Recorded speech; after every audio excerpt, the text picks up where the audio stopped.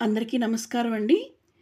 ఈరోజు హాస్యానందం హాస్య మాసపత్రిక నుండి 'మంగతాయారు మహిమాన్వితము' అనే చక్కటి హాస్య కథ వినబోతున్నారండి.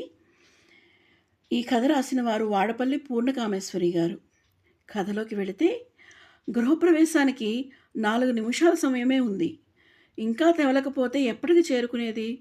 స్టార్ట్ చేయమన్న ఆదేశాల కోసం స్కూటర్ దగ్గర కాలు కాలిన పిల్లిలా తిరుగుతూ అన్నాడు సుందరం. ఇదిగో వచ్చే వచ్చే, ఈ అర నిమిషంతో వర్జం దాటిపోతుంది. హమ్మయ్య, ఇప్పుడు స్టార్ట్ చేయండి. అందరికీ పంచిపెట్టాల్సిన విజిటింగ్ కార్డులు సంచితో వచ్చి కూర్చుంది మంగతాయారు.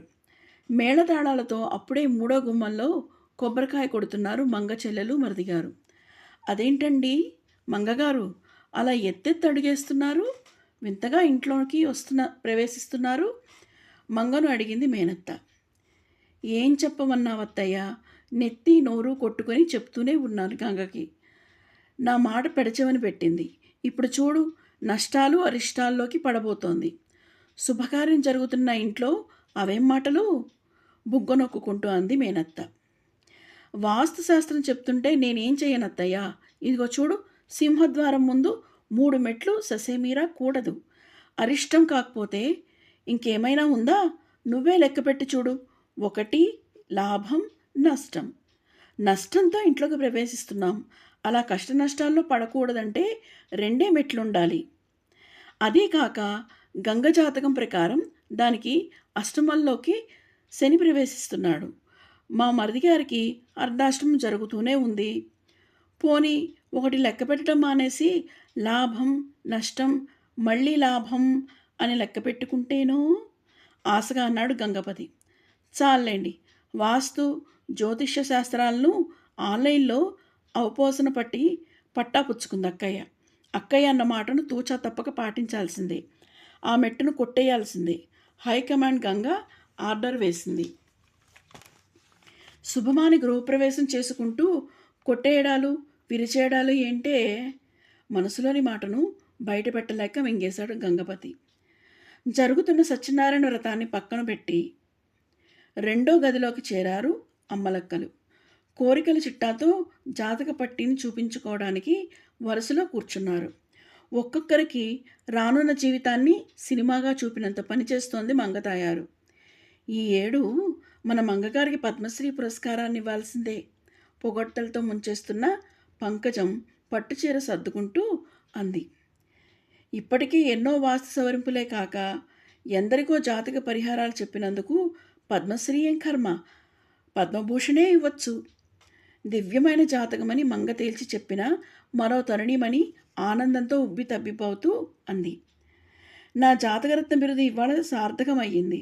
వాస్తు జ్యోతిష్య సలహాలు అందుకున్న వారందరూ మీ సలహాలు మాకు మహిమాన్వితాలు మగంగారు అని అంటుంటే కలిగిన తృప్తే వేరు. అలసి ఇంటికి చేరిన పొగడ్తల పరవశంలో మురిసింది మంగ. మీకిప్పటి నుండి రాజయోగం అన్నావుగా మంగ? ఇదిగో ప్రత్యక్షంగా కనిపిస్తోంది.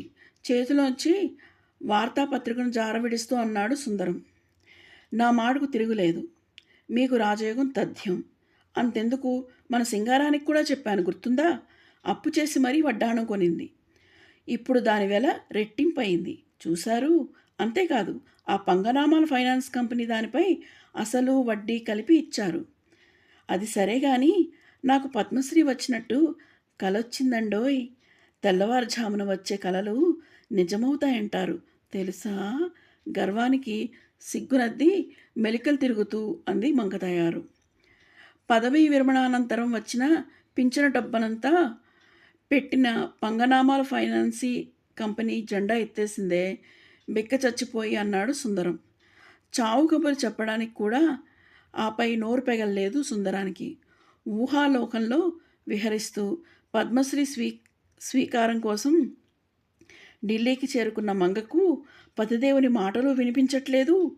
కుప్పకూల్చిన ప్రహరీ గోడను దాటుకుని వస్తున్న సింగారం చేతిలోని చీపురు కట్ట కనిపించలేదు.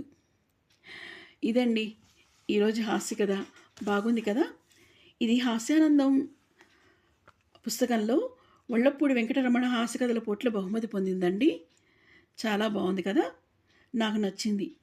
మీకు నచ్చిందని ఆశిస్తున్నాను. నచ్చితే లైక్ చేయండి, షేర్ చేయండి, సబ్స్క్రైబ్ చేయండి. మీ సలహాలు, సూచనలు కామెంట్ బాక్స్‌లో అందివ్వండి. Thank you. ధన్యవాదాలు.